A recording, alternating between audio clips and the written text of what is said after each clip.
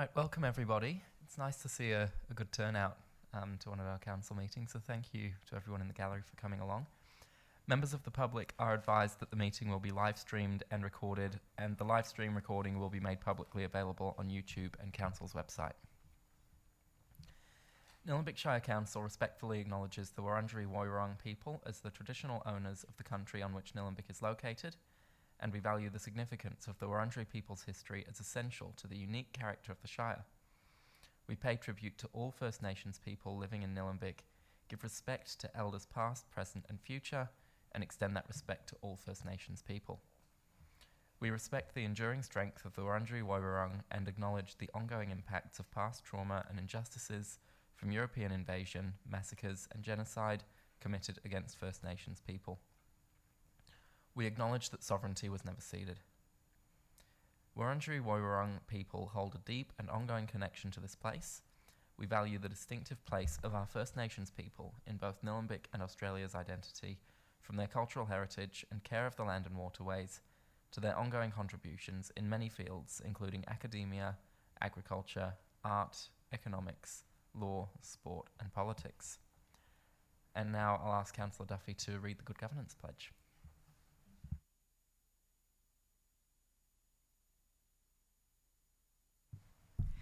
As councillors, we are mindful of our civic responsibilities and obligations. We pledge to take them seriously and to carry them out with diligence and integrity.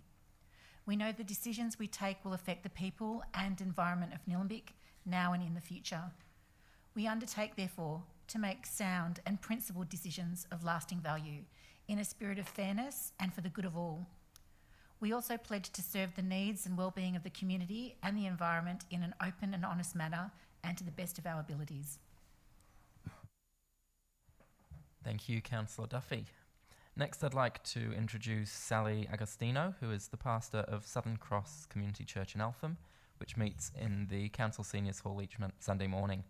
The church has been around for 25 years, providing a place for people from all walks of life to explore spiritual connection with God in an inclusive and accepting environment. Southern Cross's mantra, love God and love others. Southern Cross Church offers free community dinners once a month, runs 2 shop fronts in Montmorency which provide children's clothing and other support services, and hosts public lectures throughout the year on important topics like environmental issues, mental health, gambling reform and social justice topics. So thank you, Sally. Thank you, and thank you so much for having me here. I recognise that for some people this portion of the evening is very meaningful. For others it's a nice tradition, and for others it's a little bit more problematic. So I just appreciate the opportunity to pray for you. And as I was thinking, because I do like to think about what would be most helpful to pray for, we had Tim Costello come and give one of our public lectures on Sunday, and I asked him the question. If you don't know Tim, he has done decades of advocacy work for the poor, the marginalised, people on the fringes. I said, how do you do it decade after decade?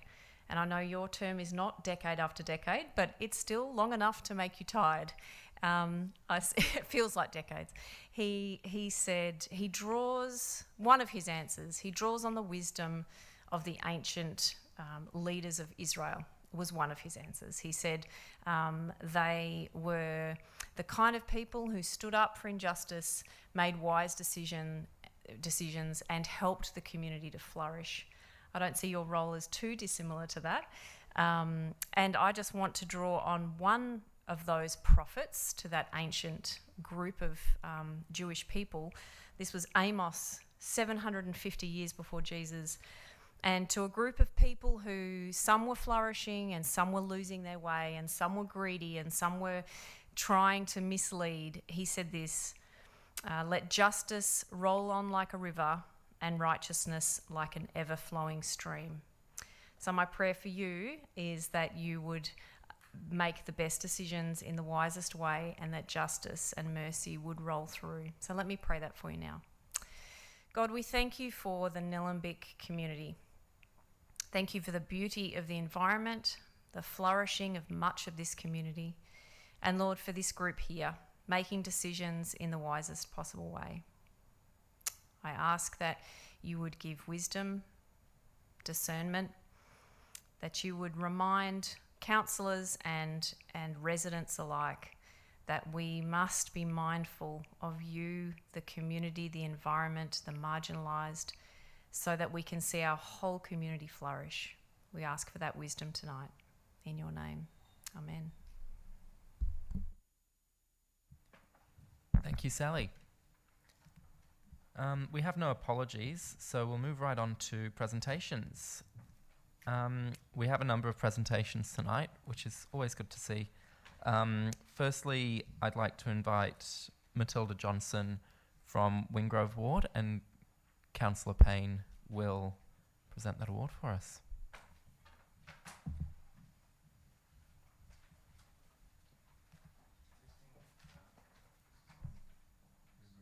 I'll press the green light.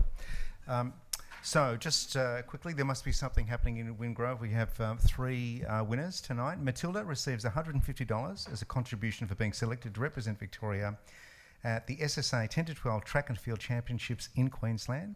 Matilda took up running last year. She's qualified for both regional and state cross-country teams in Victoria and Adelaide.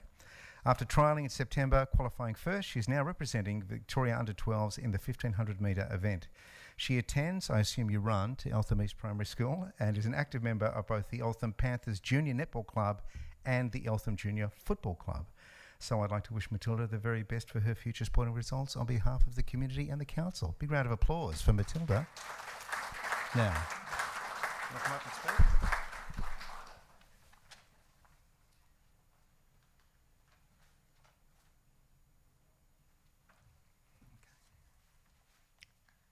Good evening. My name is Matilda Johnson and I've been lucky enough to receive this grant for my running, which I'm very grateful for. Let me first tell you how my running all started. My passion grew for running at a young age. I did little athletics for most of my young years until I turned 7. I remember watching all the Olympic Games and Commonwealth Games on the TV and being so fascinated by all the runners. Fast forward to 2020, I only got to do 1 round across country that I came first in, but suddenly it was lockdown and homeschooling, and there was one thing that kept me going through all that, and it was running. I used to go for a run before the sun rose and then went to my meetings for school. Running got me through all that and made me really happy.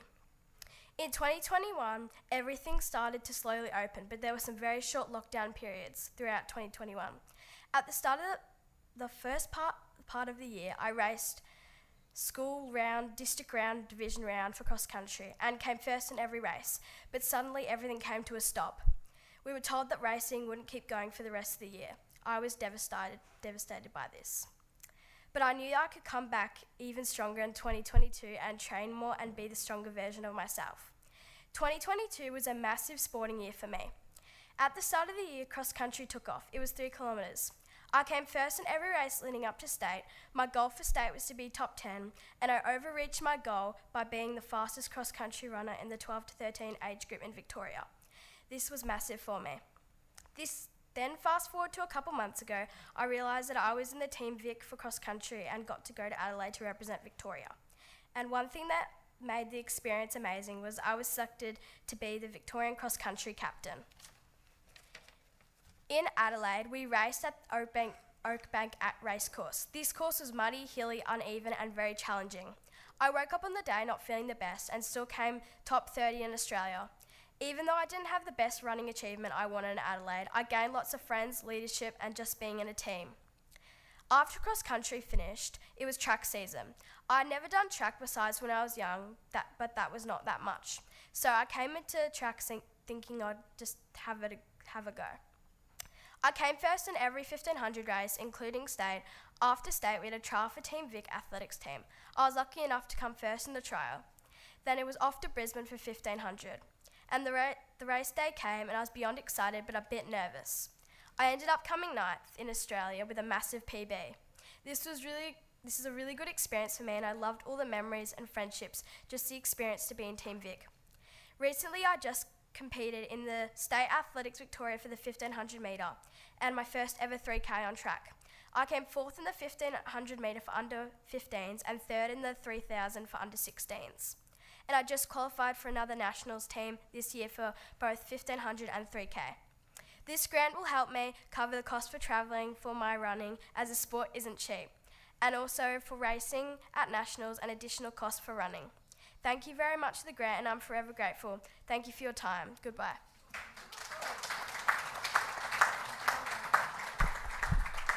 What a fantastically confident young woman, and I think that's a personal best for you at council as well.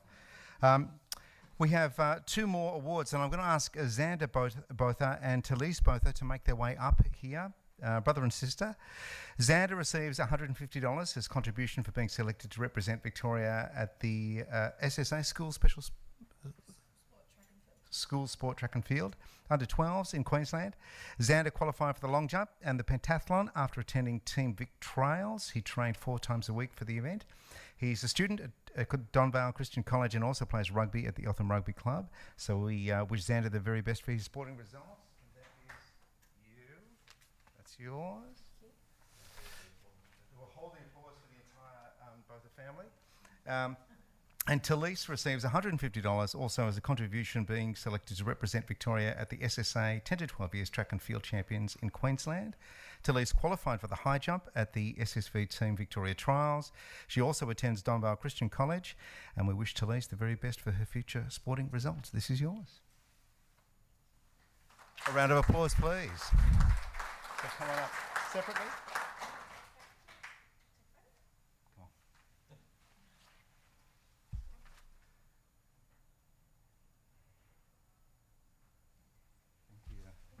There must be something in the water in Wingrove to have so many fit young people who are so good at what they do. So thank you very much, and I'll hand over to the next councillor. Thank you, Councillor Payne. Our next recipient is Renee Lister from Edendale Ward, and I'll invite Councillor Duffy up to the front to present that one.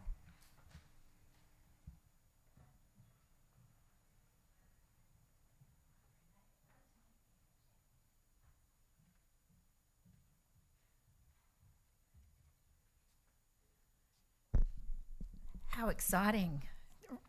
Lovely to meet you, Renee. So I'd like to present this Sporting and Cultural Achievement grant to Renee. She receives $100 as a contribution for being selected to compete in 3 events at the Victorian Metro Championships. This will be Renee's 4th year representing her school in both district and divisional swimming competitions through Sports Vic. Renee is a member of the Yarra Plenty Waves and began competing in early 2022 and qualified for the Victorian State Swim events shortly after. She attends Holy Trinity Primary School in Eltham North. And Renee, we wish you the very best for your future sporting pursuits. So please, here we go. This is for you. Congratulations.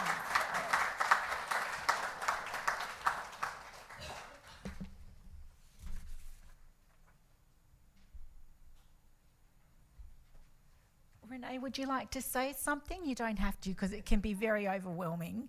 You can just do all your action in the pool, right? Yeah, just show us how it's done there. Thank you, Councillor Duffy. Next, I'll invite Councillor Stockman up to present an award to Luke Zelliff. And I have actually skated with Luke in the past, so it's wonderful to see you here today, Luke. Welcome.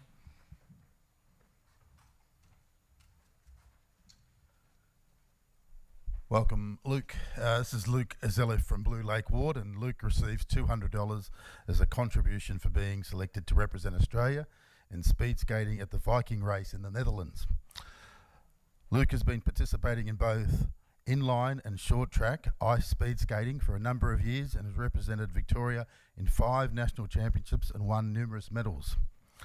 He has represented Australia in Southeast Asia short track speed skating in Singapore, where he won a bronze medal.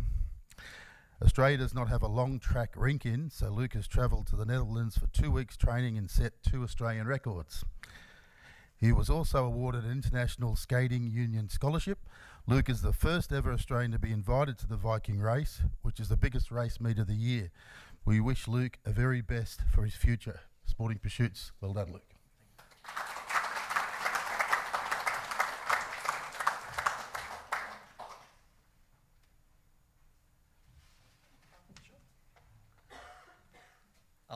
Thank you very much for this award. It'll go a long way to help me out getting overseas.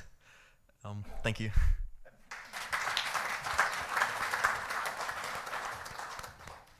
Thank you, Councillor Stockman. And last but not least, I'm going to move up to the front to present an award to Diane Ananive.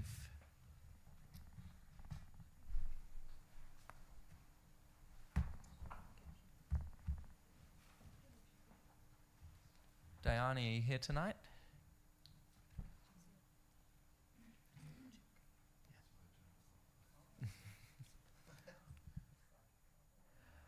All right. We will put that one to the side for now. I'm sure we'll find a way to get that to Diane after the meeting. All right. We'd also like to acknowledge one of our a member of the community who's been recognised for their achievements in the recent Governor-General's Australia Day Honours List. So tonight I'd like to acknowledge Emeritus Professor Robert Mann, who was appointed an Officer of the Order of Australia in the General Division for distinguished service to tertiary education, to political and social commentary, to public affairs and to the Indigenous community. I would like to commend Emeritus Professor Mann for his dedication, service and achievement of excellence in his field. He embodies the Nillumbik ethos of service, diligence, commitment and above all, serving the broader community. So thank you to Professor Robert Mann. I also have two condolences to read out. The first one is for Les Clark. So we're deeply saddened to hear of the recent passing of Les Clark AM. Les was a councillor for the West Riding ward of the former Shire of Eltham between 1968 and 1974 and became Shire President in October 1973. Les was a founding partner of Clark Hopkins Clark Architects, and in 1973 he founded and designed Eltham College. He was the college's founding chairman and a past parent, past grandparent and college life member. Les was involved in the design of the Rotex Cinema in Weir Street, Montmorency, which opened in August 1976. He won the 1976 Victorian Architecture Medal, a Community Design Award, for this project from the Royal Institute of Architects. Les was also actively involved in the design and development of other buildings in Nillumbik, including the Coles Complex and the Health Ability Building, both in Main Road, Eltham. In January 1992, Les became a member of the Order of Australia in recognition of service to the community through the design of schools that incorporate community facilities. On behalf of Nillumbik Shire Council, we pass on our condolences to Les's family, friends, and the Eltham College community. We're also deeply saddened to hear of the recent passing of Harry Gillam. Harry was a former Assistant Director, District Commissioner of the Scouting Movement, Secretary and Vice President of the Technical Teachers Union of Victoria, and inaugural member of the State Government Teacher Registration Board. In 1977, he became the Deputy Chair of the Technical School Section until his retirement. He moved to Eltham with his wife, Sue Dyatt, in 1976 and actively contributed to various community groups over many years. Harry was president of the Eltham District Historical Society from 1993 until 2009 and was a driving force behind its success. He was engaged in many personal historical projects, including the history of local schools, the local railway, and the Eltham Justice Precinct. He was instrumental in establishing the local history centre in Main Road, Eltham for the Society. His ongoing commitment to the operation of this centre was a significant contribution to the provision of a permanent home for the Society. Harry was also instrumental in helping establish the record space, which the Society continues to build for future generations. As convener of Council's Kangaroo Ground War Memorial Tower Committee, he played a leading role in the ongoing refurbishment of this important site and tower, together with the building of the Memorial Viewing Platform. In 2009, Harry Gillam received a Royal Historical Society of Victoria Award of Merit in recognition of his exceptional service. Harry and his wife Sue were named joint 2008 Nillumbik Citizens of the Year in acknowledgement of the decades of community service both have given to their local communities. On behalf of Nillumbik Shire Council, I thank Harry Gillam for all he contributed to our community and express our sincere condolences to Sue Dyatt and their family. And that is all the presentations we have for tonight.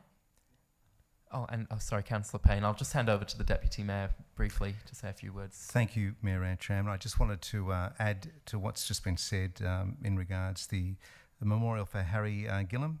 I got to know Harry towards the end of his life, and Sue, of course. They were the original power couple at Eltham, and their commitment to environment and education and history and this community, second to none. They were just extraordinary movers and shakers. Harry was an enthusiastic winemaker. He has a wine award named after him, and his work with the Eltham Cemetery and the Historical Society and the redevelopment of the Eltham Library live on. So I just want to say Vale Harry, and our thoughts are with Sue and family. Thank you very much. Thank you, Councillor Payne. All right, the next item is confirmation of minutes. So I'll just look for a mover. Councillor Eyre. Thank you. The recommendation is that Council confirms the minutes of the Council meeting and confidential Council meeting held on Tuesday the 13th of December 2022, which is Attachment 1 and Attachment 2. And 2, resolves that the attached confidential Council meeting minutes in Attachment 2 remains confidential in accordance with Section 3(1)(a) and F of the Local Government Act 2020. Thank you, Councillor Eyre. I'll look for a seconder. Councillor Payne, and I'll look for a vote on that matter. Those in favour? And that is carried unanimously. All right, the next item is disclosures of conflict of interest. Do we have any conflicts of interest?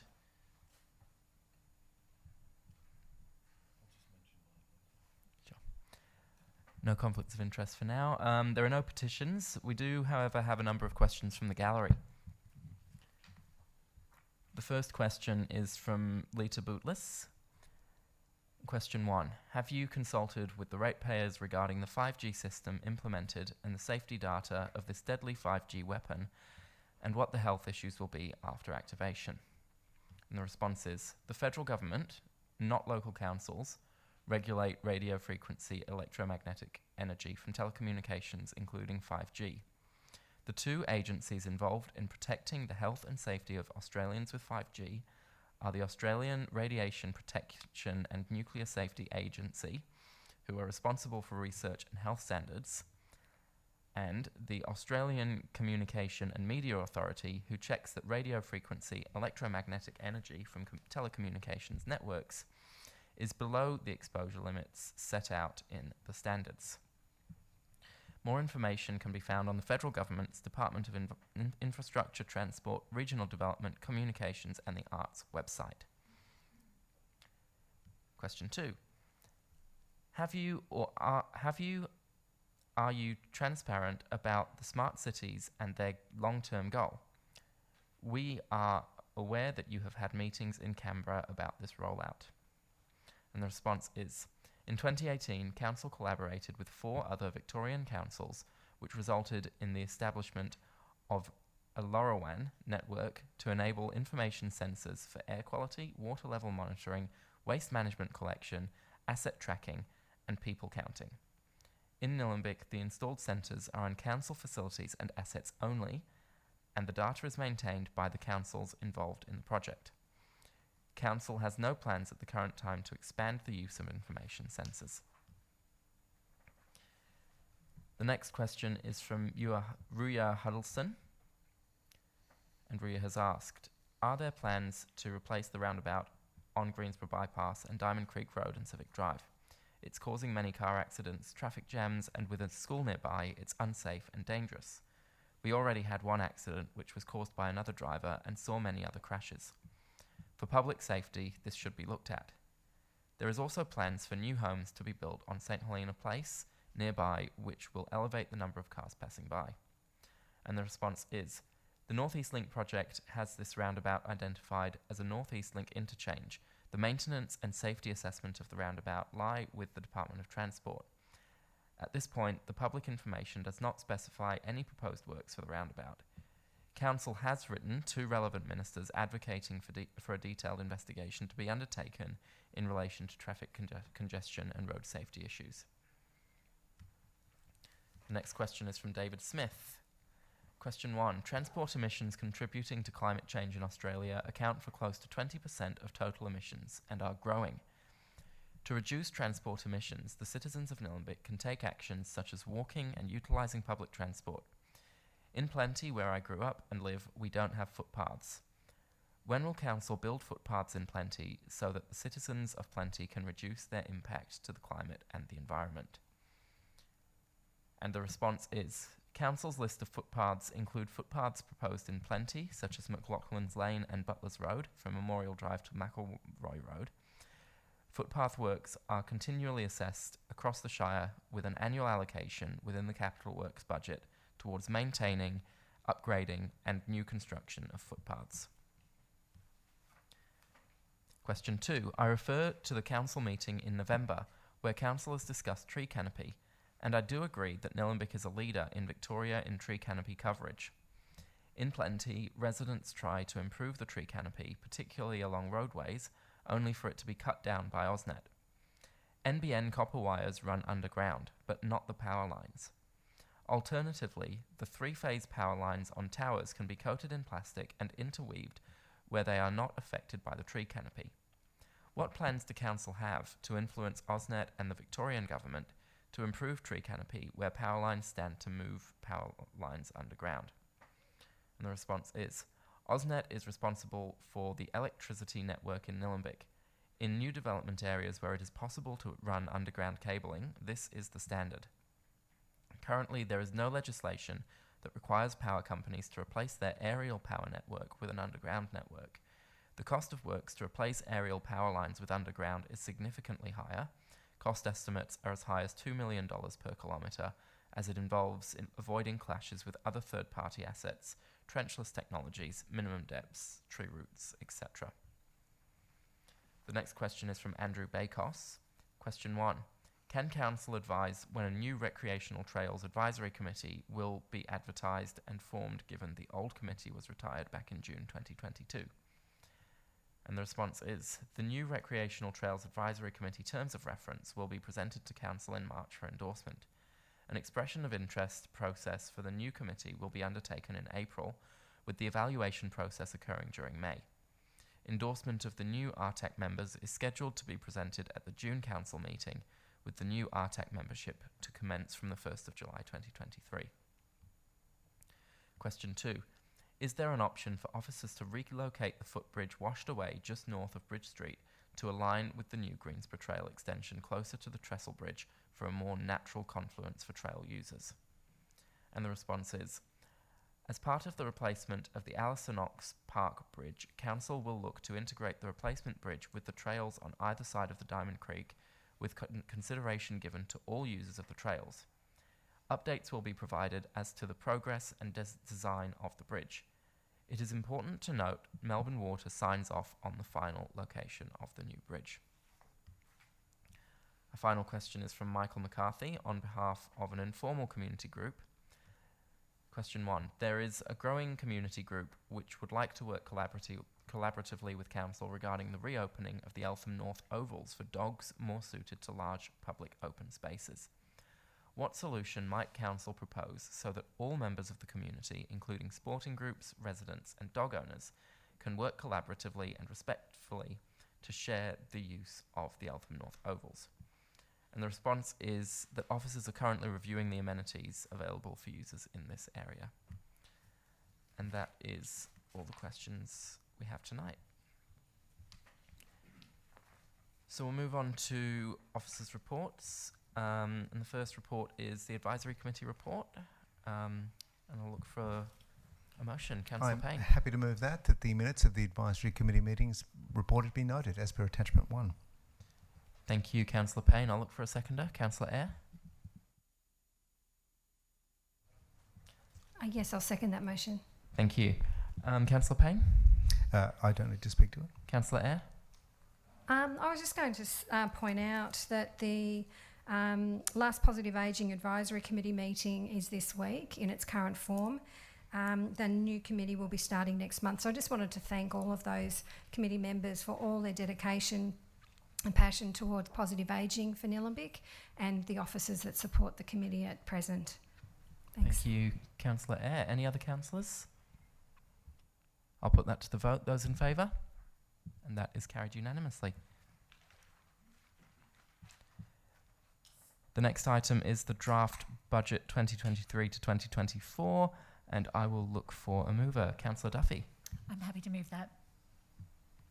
As per the papers, Councillor Duffy. Yes, it's quite a lengthy thing to read out. Do you want me to read out what's written up there? Up to you. I will leave it for the community to read and as per the papers, because there's a Thank lot you, there. Councillor Duffy. I'll look for a seconder. Happy to second that. Councillor Payne. Councillor Duffy. Thank you. I will say a couple of short words about the budget, and thank you to Vince Lombardo and the team who prepared the budget and keep us financially sound. Firstly, I'd like to say thank you to our ratepayers as well for the investment you contribute to making our Shire a fabulous place to live, work, learn, volunteer and play. We received just over $60 million in rates last year. Nillumbik Shire has a low rate base, being a mix of urban fringe townships living and mostly rural land used for farming, conservation and rural residential living. We have been well supported with monies from the state and federal grants, and I'd like to take this opportunity to thank our local, state and federal members for the advocacy they do to help Nillumbik realise probably more than our fair share of pie. Last year we received $25 million in state grants and $1 million in Commonwealth grants respectively. This coming year the grants are estimated at about $9 million. So there's a difference. It's not an election year. But you know, I'd really like to draw everybody's attention in the papers to the graph of the expenditure allocation on page 9 of the budget. This chart indicates how council allocates the spend across the main services for every $100 of your rates. The two biggest segments are waste and recycling, with just over $16 for every $100 that's spent, and roads, footpath and traffic, which is just over $16 for every $100 worth of rates spent as well. What will jump out to the ratepayers is the increase in rates of 3.5%. We propose to apply the full rate cap limit as per the Victorian Government's Fair Go rate system, and are mindful of the cost of living pressures our community is experiencing.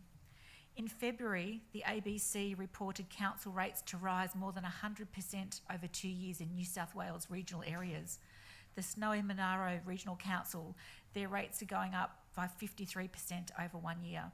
Tenterfield Shire Council, their rates are going up 104% over 2 years. Bega Valley Shire Council rates are going up 48% over 2 years. And Queanbeyan Regional Council, their rates are going up 64% over 3 years. I'm really pleased, and I think I can speak for the rest of our council, that we're not in a situation that would see us needing to resort to increases anticipated as the ones I mentioned in New South Wales country areas. So ratepayers will also notice that there is an increase of just over 5% to the domestic waste service charge for the year. No one likes to know about increases, but this is driven by two things. Our council's responsibility to rehabilitate the former Kangaroo Ground landfill site, and that's an EPA Victoria requirement. And then also the significant increases we've got in the disposal costs for recycling and general waste. I realise that no one wants a rate increase, but it's not financially responsible of council should we not take this action. Residents elect us knowing that rates and rate rises are part of the territory. How we spend each dollar of those rates is crucial to the way council supports community now and into the future. When people are enjoying the Eltham Rotary Festival at Alistair Knox Park this weekend, no one will be reminiscing that this was once the council tip. Instead, we'll be celebrating our community and what we love about it. So councils of time past have made decisions that cost money at the time that we're enjoying the benefits of now. So we're hoping that that will transfer in the future from the acts that we make and the decisions that we make now. I'm also hopeful that in the future we can consider ways that council might be able to give the community a greater say in planning matters related to the budget. I'm hopeful we might see council proactively seeking community input to developing the budget rather than just seeking feedback. This way, the community can identify areas and suggest recommendations which can be assessed and voted on either by the community or an internal council process. There are 3 councils that I'm aware of that are doing this at the moment. Hobsons Bay Council have a pitch your project where residents can suggest local projects less than $50,000 that council can assess, and then the community votes for which ones they want funded in the budget. Marybeat Council invites residents and community groups and sports clubs and businesses and organisations to contribute ideas as well. They have a bit more money and their budget is up to $160,000, and then the community votes on the shortlist initiatives that they want funded in the budget. Mornington Shire also invite the community to submit ideas and to allocate points to project themes to help prioritise spending. So, as a council, we've agreed that putting community at the heart of what we do is important. We work to engage with the community on a wide range of issues, and so now it's your turn to give us your thoughts on the budget. Please have your say. I love the idea that street tree plantings, we've got $130,000 for that. Townships and streetscapes, $100,000. At Eltham North, the car park will be expanded near Redbacks and Wanderers. Duffy. And I'll wrap up with letting people know that the Eltham North Adventure Playground car park is slated to have some money invested in it as well for this budget. Thank you, Councillor Duffy. And who did we have seconding that? That was Councillor Payne. Would you like to speak? Just to support what's been said so far, I know that the challenges facing Nillumbik are different to those in other parts of Australia, but of course prices do keep going up and we do have to meet our obligation as a council. So I hope that people understand we are living within our means, and that's what this draft budget supports. Thank you very much. Thank you, Councillor Payne. Any other councillors? I'll put that to the vote. Those in favour? And that is carried unanimously. We'll move on to our next item, which is the Local Government Performance Reporting Framework Mid-Year 22 to 23 Performance Report. And I'll look for a motion. Councillor Payne. Happy to move that the council notes the Local Government Performance Reporting Framework Service Performance Results for the period from July to December 2022 as per Attachment 1. Thank you, Councillor Payne. I'll look for a seconder. Councillor Duffy. Councillor Payne? Yes, I just wanted to suggest that we have a couple of reports coming in tonight that show that Council is performing well against the frameworks expected of it. And a large number of indicators have improved compared to previous reporting, and when comparing performance to similar councils. We're lucky we have a team that can monitor and keep us going, keep us afloat. Thank you, Councillor Payne. Councillor Duffy? Any other councillors? I'll put that to the vote. Those in favour? And that is carried unanimously. All right, the next item is the review of the meeting procedure governance rule, and I will look for a motion. Councillor Eyre.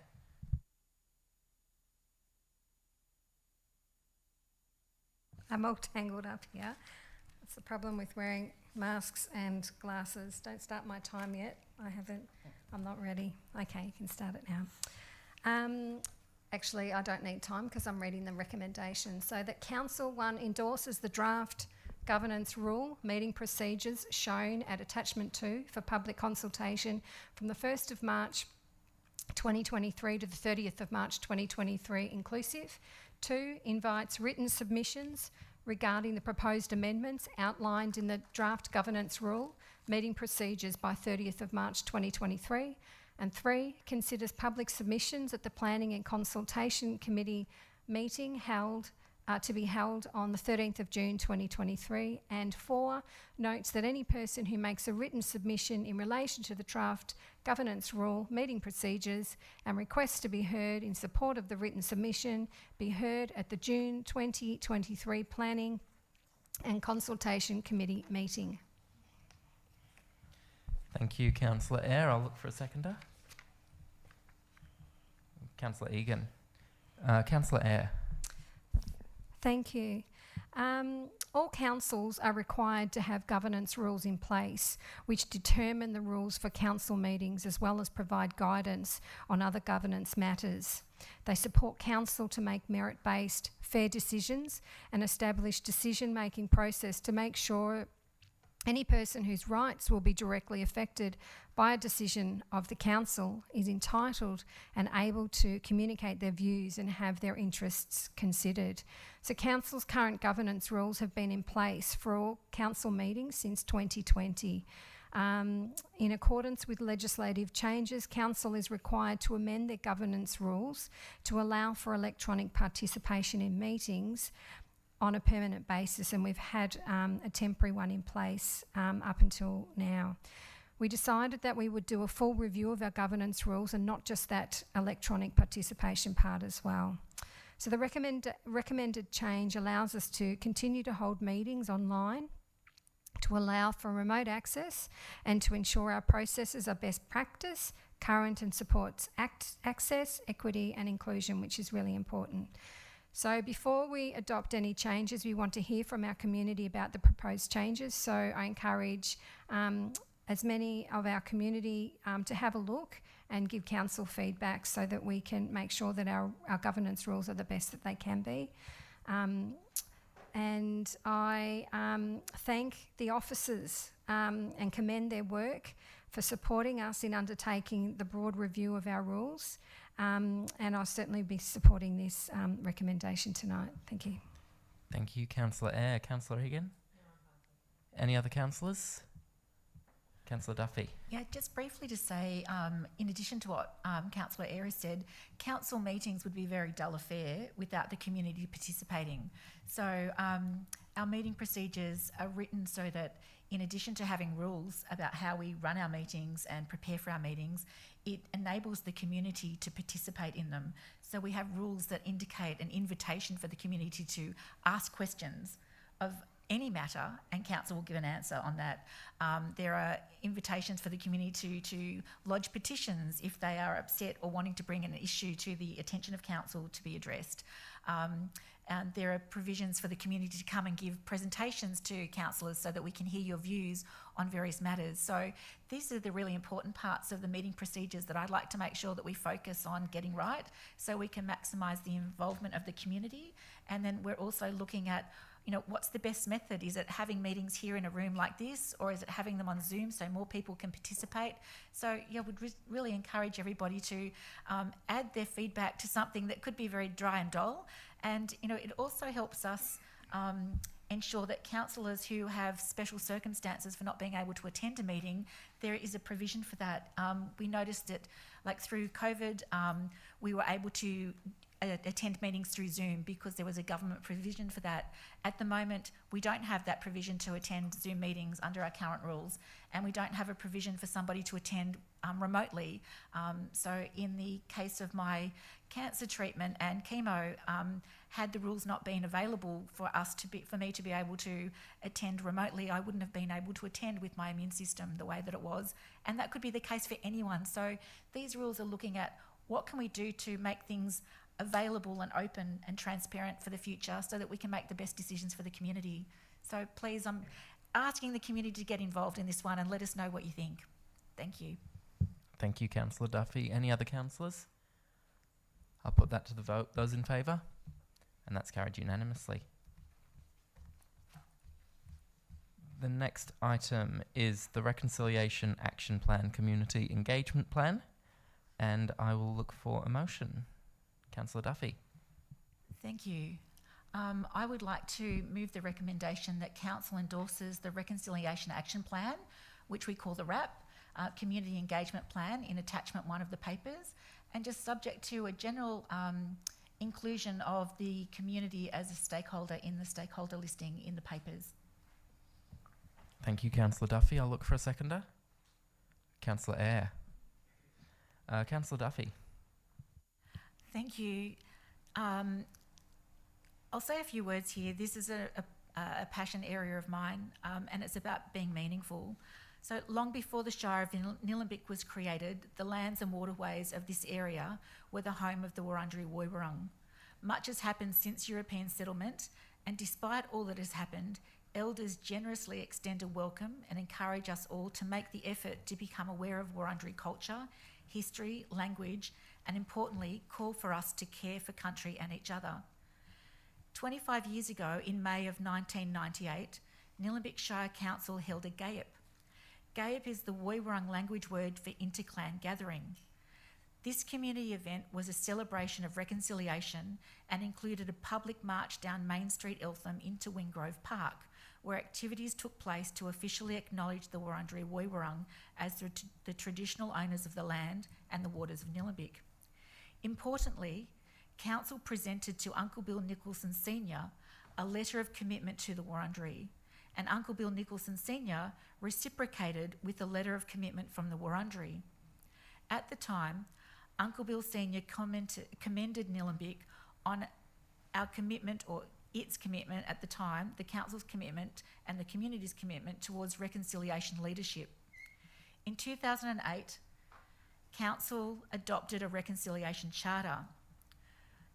We are taking another step in this journey as we work towards developing our first reconciliation action plan using Reconciliation Australia's framework. So that our RAP is meaningful, we're seeking the views and the knowledge of traditional owners, Aboriginal and Torres Strait Islander people, Aboriginal organisations and the wider community, which involves preschools, sporting groups, individuals and anyone who'd like to get involved. It's a really important time to walk together with our First Nations people and as a community for us to be doing meaningful things. Nillumbik has reconciliation grants that we provide to the community, and it's fabulous seeing the various community groups who take those up to invite an elder to come and give a welcome to country at a preschool, for example, or the sporting clubs that have conducted awareness training and even including Indigenous designs on their jumpers. There are lots of ways we can celebrate reconciliation, and this document is Council's commitment and a governing document about how we're going to work together in the future. And I think it's a really exciting time at the moment. We have a state government that's working towards treaty. We have a federal government that's working towards a voice to Parliament. And as a council, it's timely that we create a formal reconciliation RAP under the framework of Reconciliation Australia. I'll leave it at that because I can talk a lot about this issue, but you know, there's a lot that I'd like to see Nillumbik do so that we're doing more than just walking the talk. Thank you, Councillor Duffy. Councillor Eyre? Thank you, Mayor. The endorsement of this RAP, or we call it Community Engagement Plan, marks an important step in Nillumbik Shire Council's reconciliation journey, and one that I'm really proud of. Nillumbik Shire Council invites all Aboriginal and Torres Strait Islander people, reconciliation partners and community members to provide input on the development of our draft RAP. And it's really important that we get that feedback so we know that we're on the right track with this. The Reflect RAP will outline the shared approach Council will take to progress reconciliation and work alongside all Aboriginal and Torres Strait Islander people in Council services. The finalised RAP will be our formal commitment to support First Nations peoples' rights, culture, heritage needs and aspirations in Nillumbik Shire. Community engagement will commence on the 6th of March, which is next week, which is fantastic. I'm really proud and pleased to see our RAP get to this point and be part of Nillumbik's reconciliation journey. And I thank all officers for all the work they have put in to get our RAP to this point. Thank you. Thank you, Councillor Eyre. Any other councillors? I'll put that to the vote. Those in favour? And that is carried unanimously. The next item is the loan guarantor for Diamond Creek Tennis Club, and I will look for a mover. Councillor Perkins. Thank you, Mayor. I move that Council acts as loan guarantor for the Diamond Creek Tennis Club for a maximum of $200,000 to be used within the scope of the project. Number 2, provides a letter to the bank confirming Council's intention to guarantee a loan to Diamond Creek Tennis Club for $200,000. Affixes a common seal of Nillumbik Shire Council to the necessary loan guarantee documentation and notes that any potential future redraw request must be endorsed through a council resolution. Thank you, Councillor Perkins. I'll look for a seconder. Councillor Duffy. Councillor Perkins. As Council's aware, the condition of the Diamond Creek Tennis Club courts, so they've got 6 courts, 4 of them are in very, very poor condition and really can't be played on. There's also, I think, 1 or 2 courts at Panton Hill that likewise need a lot of help. council has allocated some money in potentially in the current budget that's out for consultation to support bringing these two facilities up to scratch. But the Diamond Creek Tennis Club is a much bigger project than the Panton Hill one. The quote so far is in the order of about $500,000, $500,000. Fortunately, the current state Labor government have committed to providing a grant of $300,000. Vicky Ward has met with the club and councillors on site numerous times and has seen the condition of that club and the fact that it's really unsafe to play on 4 of the 6 courts at the moment. So the work is urgent. The tennis club, Diamond Creek Tennis Club, are willing to take out a loan up to $200,000. We know interest rates are rising. We're happy to guarantee their loan. We're hoping that they won't have to borrow that amount. But you know, it's their choice. At the end of the day, council has assessed their finances. They do have the ability to repay the loan. Council officers have advised they're happy to recommend that we endorse, being a guarantee for the loan. But there is a hope that they won't have to borrow that much. But just to cover all bases, the motion is to give them that option should they have to take it up and want to take it up. So I'd just like to congratulate the Diamond Creek Tennis Club for their ongoing work. You know, wholly volunteer club, as most of our sporting clubs are, or all of our sporting clubs are in Nillumbik. They contribute so much to the community. They work really tirelessly in the background. They have age facilities. I think there's been a focus on football and cricket of recent years, and even netball in Diamond Creek. Netball's done quite well. But you know, tennis clubs, the baseball club, swimming clubs, there's still so much more work to do. And I congratulate the Diamond Creek Tennis Club for, putting their money where their mouth is, or at least offering to help fund these important improvements for the club. So very happy to move this motion. Hope it gets support. Thank you. Thank you, Councillor Perkins. Councillor Duffy? Yes, I'm happy to support Councillor Perkins in this, and also, value the work of the Diamond Creek Tennis Club. Last year, the Diamond Creek Tennis Club invited a number of us councillors to go and have a look at the facility. We went there with Vicky Ward and Danielle Green, and you could feel the love in the club. And looking at the conditions of the clubhouse and their facilities, I just want us to be able to support the volunteers appropriately. And in this sense, it's great that the state government has come to the party by providing $300,000, and it's great that the tennis club are going to be paying back this money. And so I see it as a really good investment of council to be able to do this. Happy to support Councillor Perkins and acknowledge the work that he's done for many years in Diamond Creek in working with community groups, and I'm looking forward to playing tennis at this tennis club when it's finished. And it would be really great to be able to invite people to come, because at the moment it's not inclusive. It doesn't allow everybody that wants to be able to play tennis the opportunity of playing tennis there, because they can't use the facilities, they can't get into them, or they can't get to the courts. So there's a safety issue, as well as one about being able to provide universal access for people as a human rights dignity, I suppose. But this is the exciting part of council, when we are able to do projects like this and have things improve for the people that work to provide joy in our community. Thank you, Councillor Duffy. Any other councillors? I'll put that to the vote. Those in favour? And that is carried unanimously. The next item is the Council Plan Quarterly Performance Report for the Quarter 2 of 22 to 23. So I'll look for a mover. Councillor Payne. Happy to move the motion that Council receives and notes the Council Plan Quarterly Performance Report as per Attachment 1 for the second quarter of 2022-2023. Thank you, Councillor Payne. I'll look for a seconder. Councillor Eyre. Happy to second that, thank you.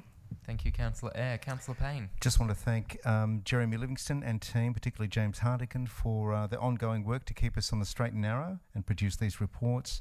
Again, the overall position reflected suggests Council continues to make solid progress in delivering on key actions for Council. Just to name a few: community engagement, our reconciliation action plan, health and wellbeing, youth strategy, municipal planning, biodiversity, Northern Reels Trail strategy, arts and culture, the neighbourhood character strategy, plans for Diamond Creek community facilities, climate action plan, our eco-development and bushfire mitigation plan, the general local law, the Nillumbik customer first strategy, and our capital works program, to name a few.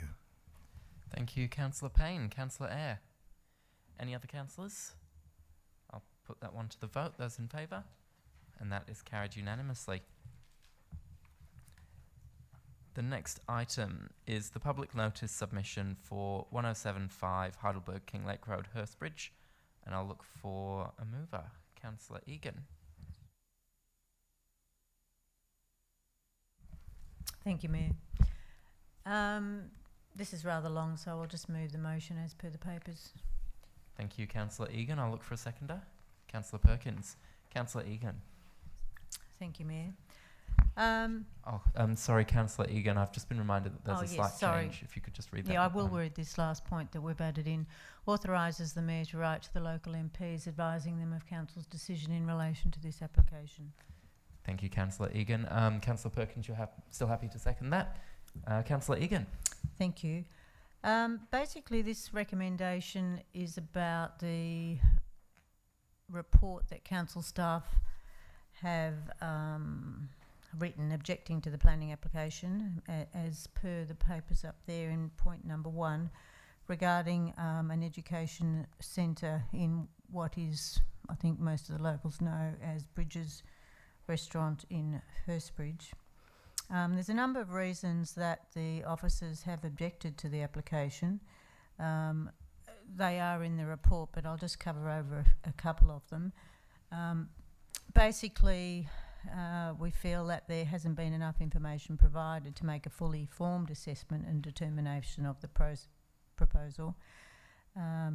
It also hasn't detailed one of the most important issues to me, and that's regarding bushfire management overlay, or how the risk to fire will be minimised. There's no details about the proposed student numbers or the hours of operation. There's a whole lot of information that we actually haven't received, so it's been made quite difficult for staff to have a fully informed decision.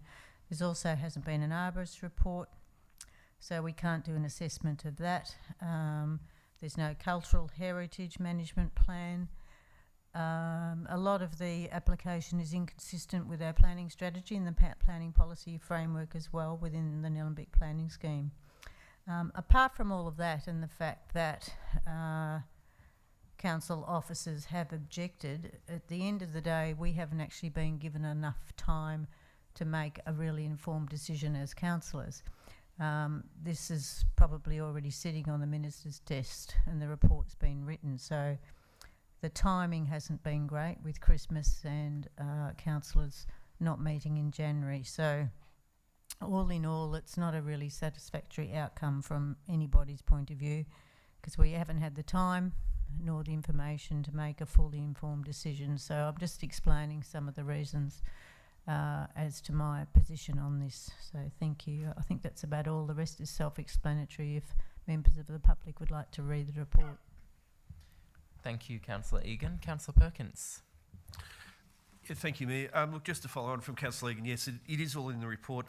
There's a couple of other dot points perhaps worth mentioning. That it looks that this application has ticked all the boxes for being a pretty poor application, one that doesn't meet any of the objectives of the Nillumbik planning scheme.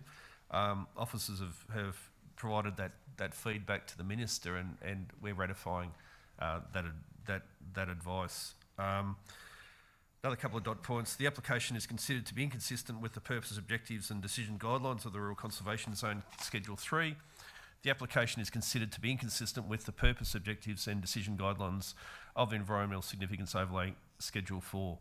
Now, a lot of people have issue with our planning scheme, and it is hard to get a planning permit and that's with very, very good applications. This doesn't fit in that category. The applicant has gone straight to the Minister. We urge the Minister to reject this application.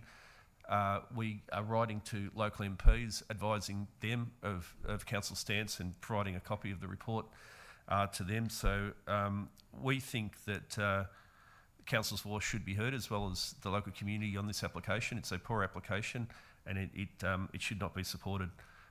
So look, that's where Council sits. We know the Minister of Planning has got the ability to, for whatever reason, grant this application and issue a permit. We understand there are appeal rights. We'll certainly be appealing if the Minister does decide to grant a permit, because it flies in the face of everything that we stand for in terms of trying to support the planning scheme. And that should be a primary objective of the Planning Minister as well. So certainly we hope this one is dead and buried, because it should be. If it's not, I'm sure the community will rally around and behind Council in getting the Minister to reconsider. So thank you, and I'd like to thank the Ward Council for being so forthright and supporting the community once again on this one.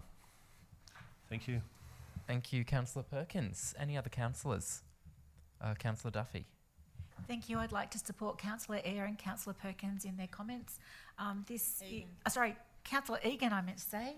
That was a moment of... One time I speak all night and you I muck know, up I'm my so name. sorry, Councillor Egan. Sorry about that. I don't know what came over me. I just want to be brief to say this is in the Green Wedge, and we are wanting to make sure that we protect the Green Wedge.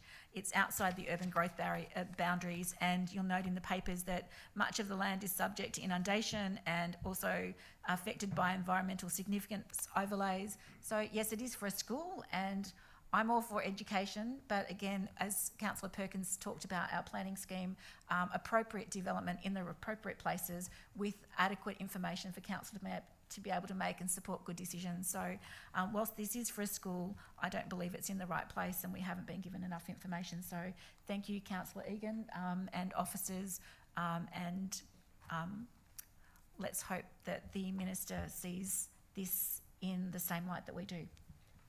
Thank you, Councillor Duffy. Any other councillors?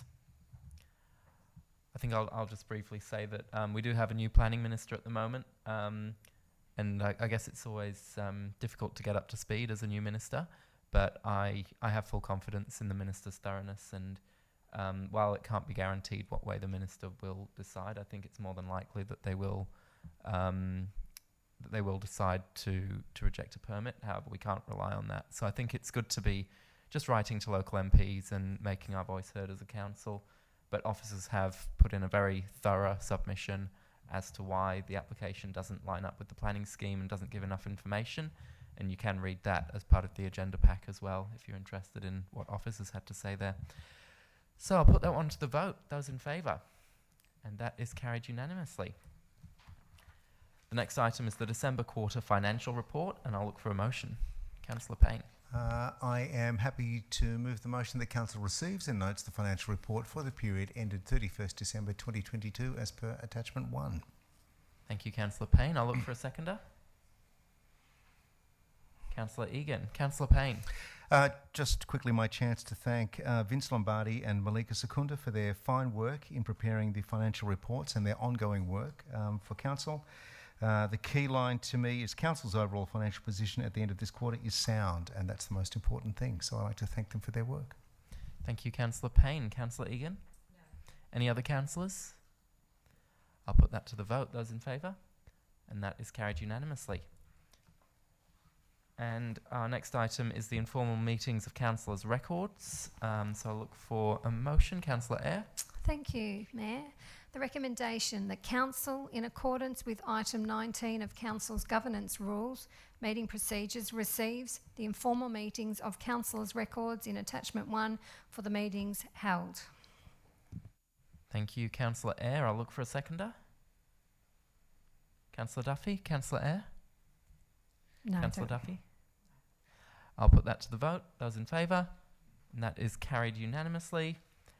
There are no notices of motion, no delegates' reports, and no supplementary or urgent business. So the next item is confidential reports, and I'll just look for a motion to move into confidential. Yes, Mayor, I'd Councillor like Egan? to put up a motion that council moves into confidential As per the papers. as per the papers, and thanks the gallery for attending tonight. I'll look for a seconder. Councillor Payne. Happy to second that. Those in favour? And that is carried unanimously. Thank you to the gallery. We'll now ask everyone to step out so we can move into confidential.